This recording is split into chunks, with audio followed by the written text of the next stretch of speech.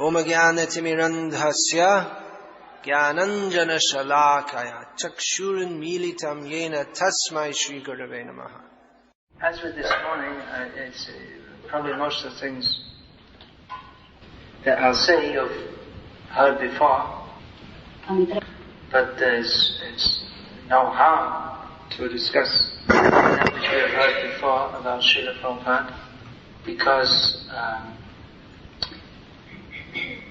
discussion of Srila Prabhupada is always purifying. And though we've heard these topics before, by discussing repeatedly, realization increases. In Chaitanya Charitamrita, Advaita Prabhu is described as an Acharya, therefore he is known as Advaita Acharya. And in the purport, Srila Bhaktisiddhanta Saraswati Thakur describes that the symptom of an Acharya is his compassion for the fallen conditioned souls. For this reason, Advaita was known as an Acharya, because seeing the fallen condition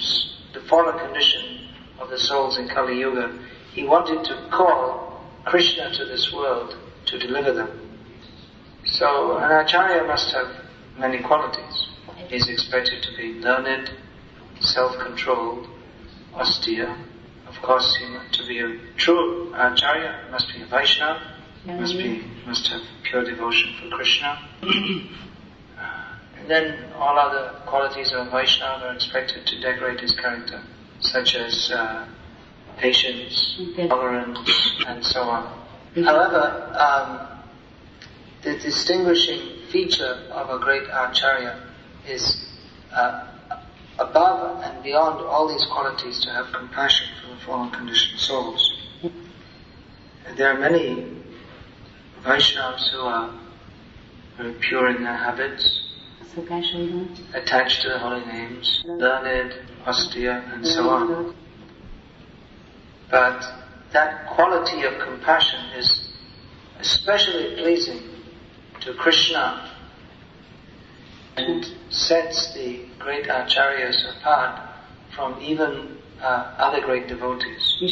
And this is what certainly distinguishes Srila Prabhupada from all his contemporaries, that he cared for us so much that he took the risk to come to the Western countries to preach.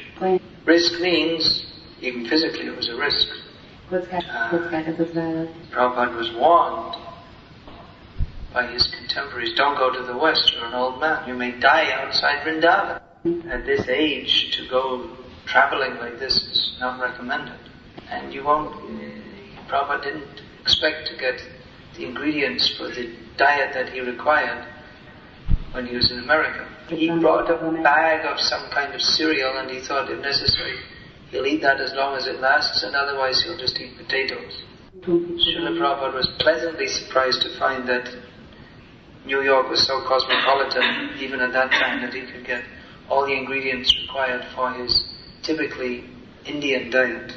So physically, it was a risk, and even spiritually, it's a risk. It would be taken as a risk. Now, of course, we could never think that Srila Prabhupada would fall down, but certainly lesser devotees in that situation would be, their Krishna consciousness would be severely strained. It wouldn't be easy for any of us to go to any city in the world where there are no other devotees and start a center of Krishna consciousness. What to speak of going to a country you've never been to before. Even if we were to start a center, now we now have so many resources. We have a Krishna conscious movement all over the world. But Prabhupada went out really alone. I mean, there was literally no one with him. And there weren't even any real well-wishers back in India. There was no one really encouraging him. He didn't have any association. But he had compassion and great faith in the order of his spiritual master. Tremendous faith that had sustained his life. That was the very meaning of his life. First time Prabhupada met Bhaktisiddhanta Saraswati Thakur, he didn't want to see him. His friend dragged him. Because he was a young man, he was thinking, I saw so many sadhus, they're all bogus, I don't want to see anymore. But anyway, out of deference to the desire of his friend, he went to see Bhaktisiddhanta Saraswati Thakur. And despite his not wanting to be there, he followed the standard culture of offering obeisances to a sannyasi. And normally when you see someone for the first time, you ask, well, who are you, where are you from, there's some kind of introduction. But just as Abhay and his friend Narendranath Malak, they were offering obeisances, just they were getting up, Bhaktisiddhanta Saraswati said, you are both educated young men, you should preach Krishna consciousness all over the world. Quite an introduction. Especially seeing as Abhay, he was ready to challenge. He was bold even at that time. He was always ready to challenge everybody. So Prabhupada challenged Bhaktisiddhanta Saraswati. Young man, he challenged Bhaktisiddhanta Saraswati. Not that he was against the idea of preaching Chaitanya's message, Chaitanya Mahaprabhu's message. But he said, who will listen to your message? First, India has to become politically independent, otherwise who will listen to this message? But Bhaktisiddhanta Saraswati Thakur replied that Krishna consciousness is too urgent to wait for any political adjustment. We have to preach right now. So Prabhupada explained that he argued with Bhaktisiddhanta Saraswati Thakur, and he was defeated. He said, it's the only time in my life I was ever defeated. But I was very happy. So after some time, actually after 11 years, he was formally accepted as disciple by Bhaktisiddhanta Saraswati Thakur. Due to circumstances, he didn't have much physical contact with him during the 11 years between his first contact and his initiation. But as Prabhupada explained, he was always thinking of Bhaktisiddhanta Saraswati Thakur within his heart, and he accepted him as his spiritual master from that first day of seeing him. So that's explained how Prabhupada one time he went to visit Bhaktisiddhanta Saraswati Thakur when they were on the Rajamandal Parikrama. And he listened to his lecture, which was a long one, as was common with Bhaktisiddhanta Saraswati Thakur. And there weren't many devotees present, most of them had gone off to some pilgrimage place. So at the end of the lecture there were hardly anyone left to listen. Prabhupada also explained that I used to listen, but I didn't understand because the language was so tough. But anyway, I like to listen. So when Prabhupada came for initiation, he came forward for initiation in 1933 in Allahabad. He had not been formally introduced to Bhaktisiddhanta Saraswati at this time. But he was known to the members of the Gauriya Math at Allahabad, and he was recommended for Harinam, which we call first initiation. But on seeing him, Bhaktisiddhanta Saraswati Thakur immediately offered that he should immediately take Diksha, he should take first and second initiation together, which he very rarely did, especially for a householder living outside. He didn't very often do this. But he recognized that this is the same person who, at that lecture he gave in that candle lit, or it would have been lit by an oil lamp, in the oil lamp tent, some months ago, he had listened and listened and listened and did not go away. There was no personal introduction at that time of Rajamandal Parikrama, but he had noticed in the candle, in the lamplight, how this Abhay Chara, he listens, he stays and listens. So recognizing that qualification, he wanted to immediately give him first and second initiation. Now, shortly before Bhaktisiddhanta Saraswati Thakur was passing away from this world, Prabhupada, again, he wrote him a letter, as you know, saying that you have so many disciples who are brahmacharis and sannyasis who are serving you in so many ways. But I'm simply a householder entangled in so many activities. How in this condition can I serve you? So Prabhupada later noted that the only question he ever asked of his Guru Maharaj was, how can I serve you? So the reply came back that, from Bhaktisiddhanta Saraswati Thakur, the reply came back that you are competent in English language, so if you preach in English, that will be very good for you and good for others.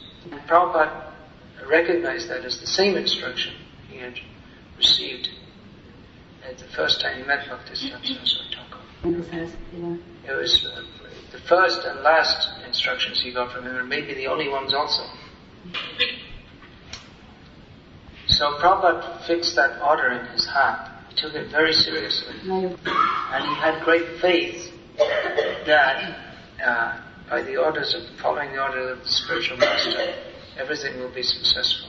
And it was that faith that took him across the seas to America and sustained him there, despite everybody else's lack of interest, and even despite everybody else's lack of interest in what he was doing. Not only lack of it, if there was anything, it was discouragement. And Prabhupada had faith in the order of his Guru Maharaj above everything else that anybody else in the world said or did. He had firm faith in Guru and Shastra. Prabhupada would always preach that they never went to the moon. He made a point of preaching about this. Very interesting, in the 8th canto of Bhagavatam it's described about the fight between the demigods and the demons. It is described that the fighting was so ferocious that the blood was spattered up to the region of the sun. Now the text has got nothing to do with the moon being further away than the sun or any such thing. Prabhupada noted that here it is described that the blood reached up to the area of the sun, the level of the sun, but not that of the moon. This shows that the moon is further away than the sun.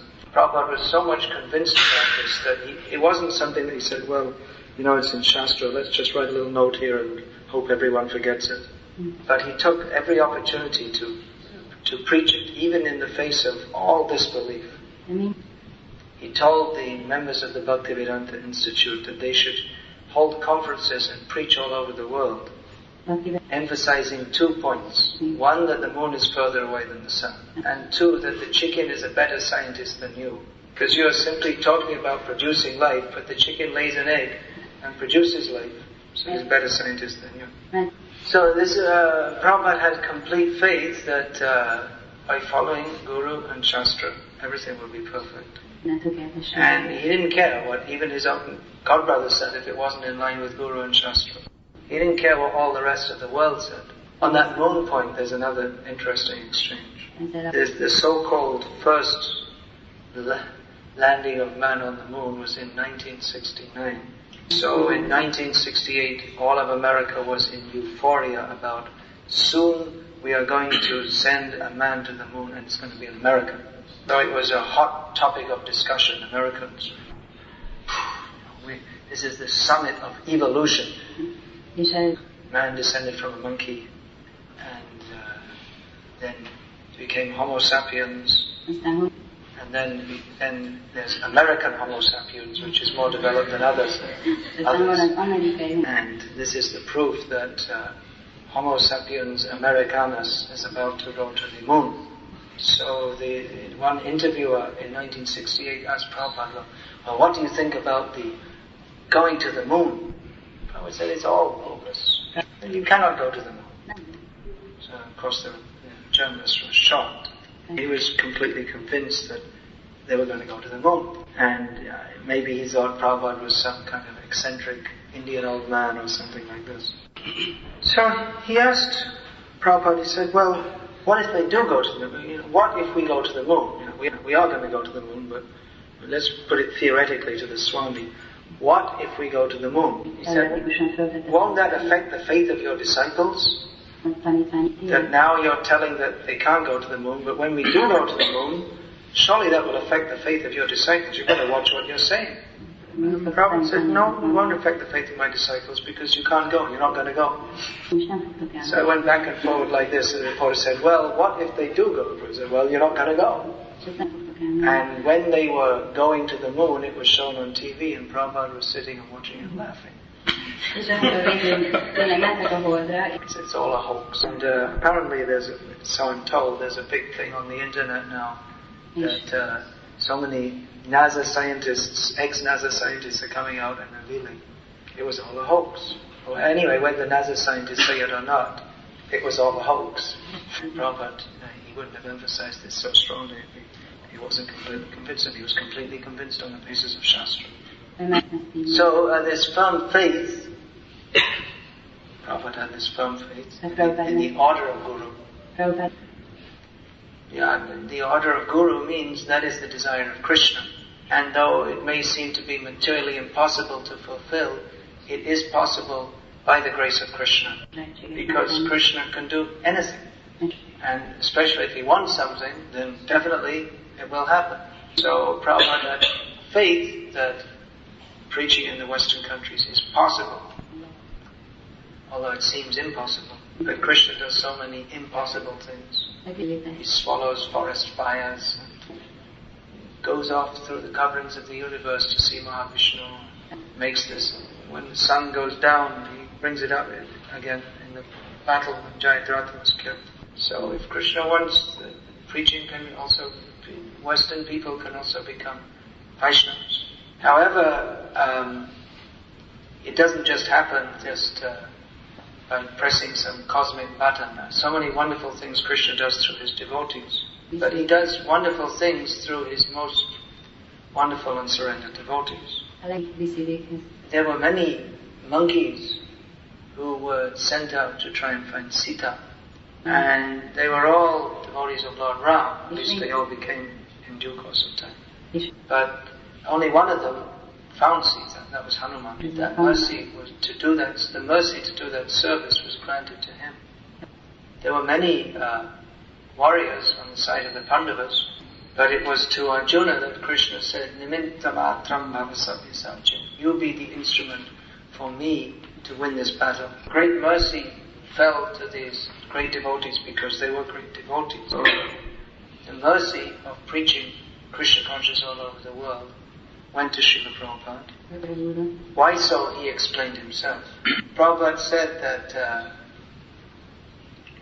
sometimes I'm surprised why this wonderful thing has happened to me. This Krishna consciousness spread all over the world, and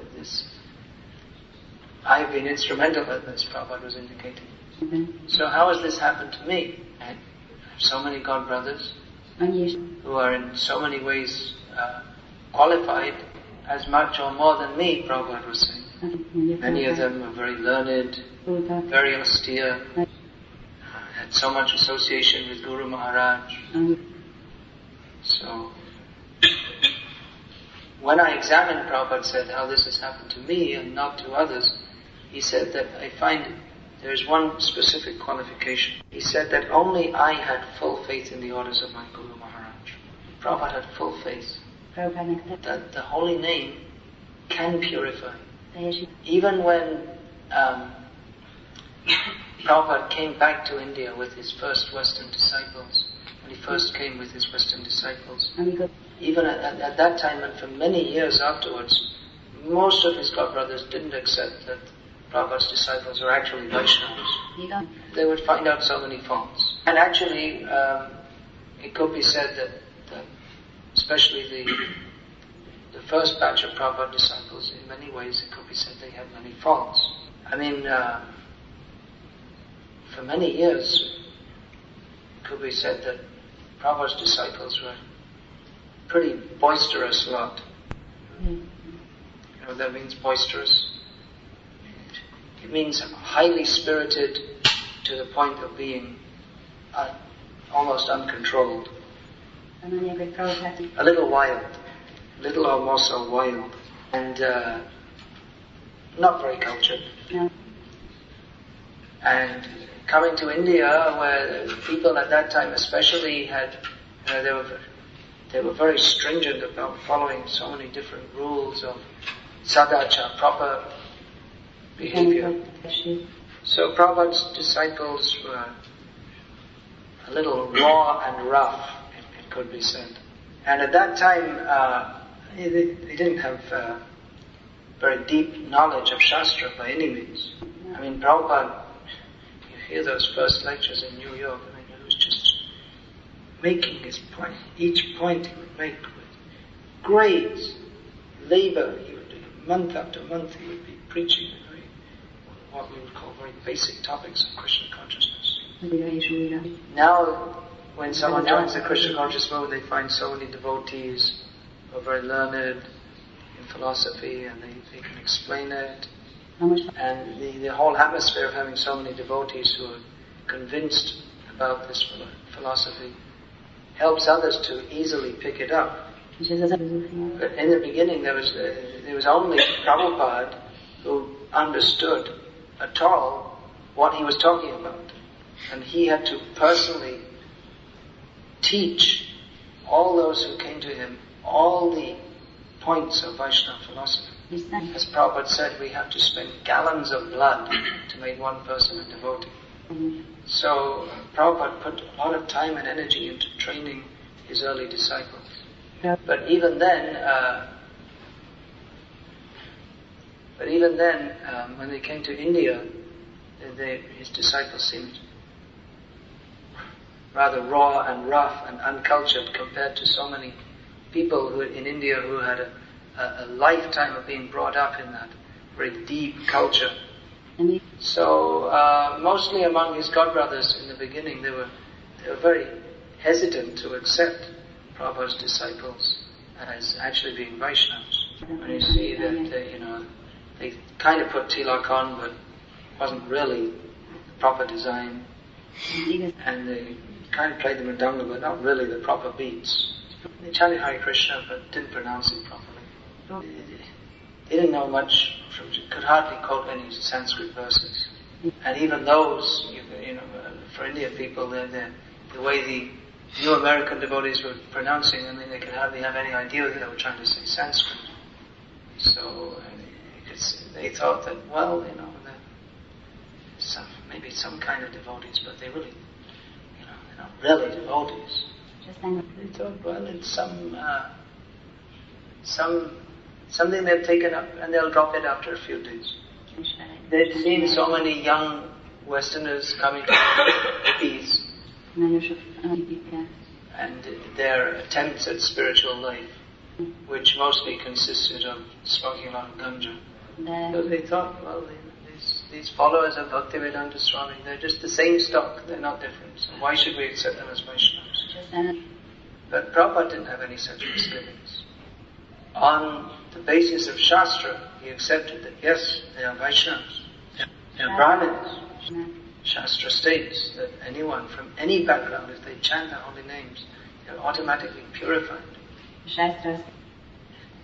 Prabhupada was aware of his disciples' rawness or need to be trained more. He gave his whole time and energy to train them more. He always strongly defended that yes, these are real Vaishnavas. He had faith that the holy name actually purifies. That even if they can't play mridanga properly, they can't pronounce Sanskrit properly, they are purified because they're chanting the holy names, even if they're not chanting with proper pronunciation. Generally, Vaishnavas are very strict about who they accept food from. Vaishnavas, Brahmanas are very strict. So even among Prabhupada's godbrothers, even those who are somewhat favorable and said, yes, this is very good work you've done, they would not dream of taking any food that was cooked by Prabhupada's Western disciples. But Prabhupada had no such misgivings.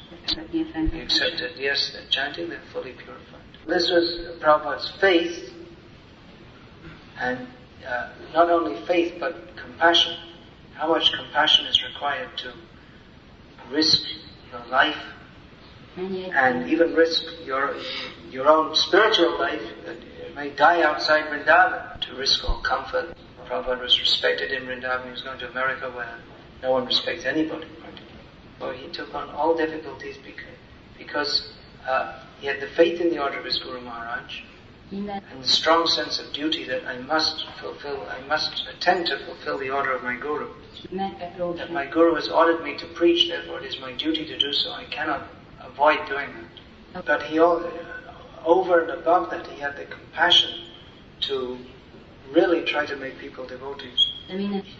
He could have done a little preaching and said, okay, I'll try, that's enough, now I'm going back to do my bhajan and Vrindavan. He had so much feeling of the need to give Krishna consciousness to others that he sacrificed everything for doing so. Even though no one showed any real interest, Prabhupada would often starve. He didn't have enough money. But he would, when he was in Delhi, he would go without meals so that he could save up money to buy paper for printing his books. Same thing when he was first in New York. He had no money, and sometimes he wrote one letter to Sally Agarwal that sometimes I'm feeling hungry, but what to do? He was willing to take all kinds of difficulties for the sake of trying to give Krishna consciousness to others, and to go on explaining the same basic points again and again and again. Sometimes some foolish rascals, they like to criticize Prabhupada for that he only taught basic things. Prabhupada he gave everything. But that he went on teaching these basic points over and over and over again. That was his supreme compassion, so that people could get a start in understanding Krishna consciousness. So the great mercy was given to him because he had great faith and great compassion. Therefore, Krishna. Sometimes we hear that such and such is such a contemporary of Srila Prabhupada is such a great, highly advanced devotee.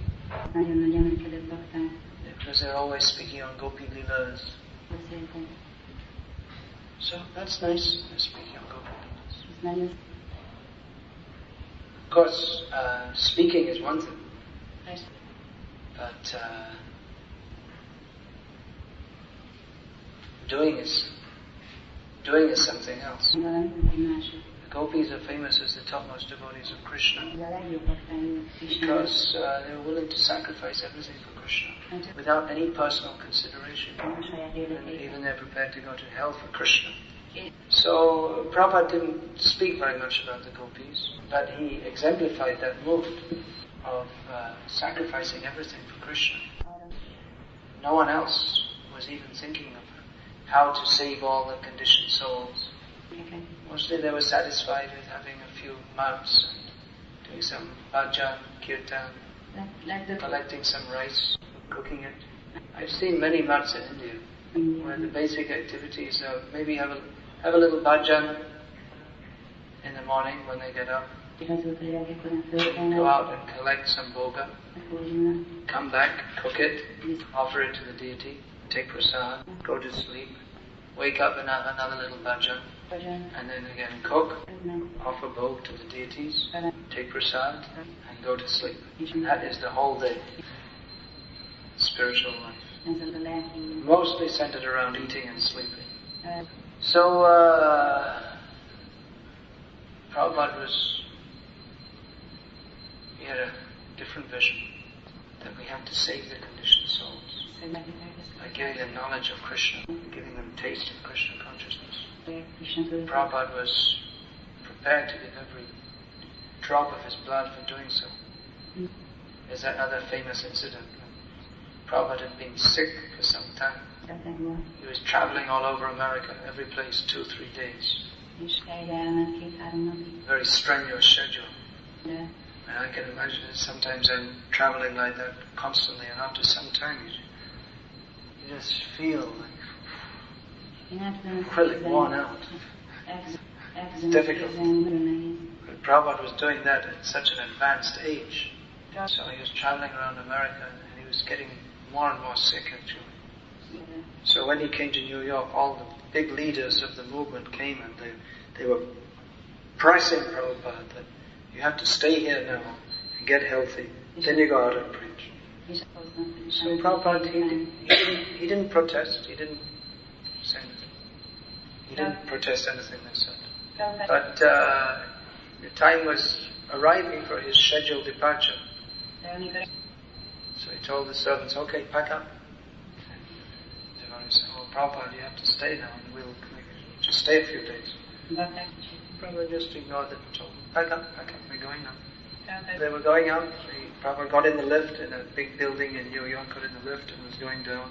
And the devotees were remonstrating with them. They were protesting to Prabhupada. Prabhupada didn't say anything.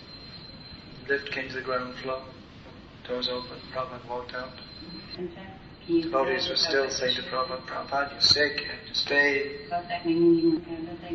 Prabhupada just reached the entrance of the building. He turned round and said to the devotees that you do not understand.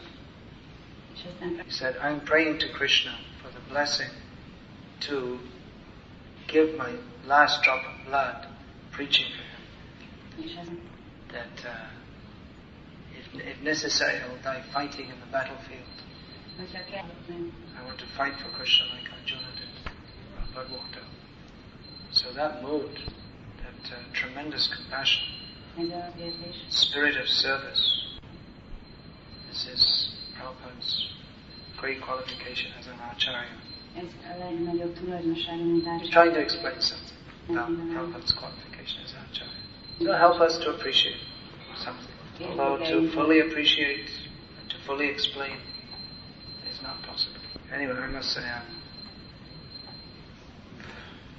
very, very grateful to Srila Prabhupada. Very, very happy that he's accepted me as his disciple. Just praying that I can get even some little bit of that quality. Prabhupada told his disciples, do as I am doing. This is parampara. So not very easy to do as Prabhupada is doing. Prabhupada said, all my sannyasis should make more disciples than me. Should open more centers than me and write more books than me. So it's not very, it doesn't seem possible to even fulfill even one of those orders. One of those dictums. Well, that's another part of Prabhupada's mercy. That he certainly didn't leave us any lack of service. So let us all pray to Srila Prabhupada for the benediction of being the servant of his servants. Srila Prabhupada ki jai. Hare Krishna. Hare Krishna. Vikasa ki jai.